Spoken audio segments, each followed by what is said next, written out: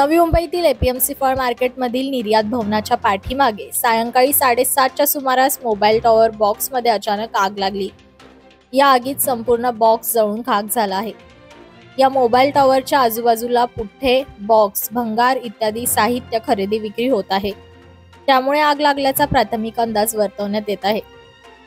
फळ बाजार आवारात यापूर्वी पुठ्ठा, लाकडी बॉक्स आणि गवत यामुळे मोठी आग लागली होती। यामध्ये 33 गाळे जळून खाक झाले होते। त्यामुळे बाजार आवारातून खोके, पुठ्ठे, रद्दी, गवत व्यवसाय करणाऱ्या लोकांना बाहेर काढण्यात आले होते। मात्र तरी सुद्धा बाजार आवारात पुठ्ठा आणि रद्दीची खरेदी विक्री केली जात आहे।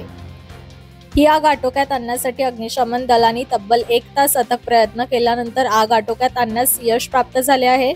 परंतु या आगीच्या घटनेने पुन्हा एकदा एपीएमसी बाजार समितीतील अनधिकृत व्यापार व अग्निसुरक्षेचा प्रश्न ऐरणीवर आला आहे। Bureau report, APMC news.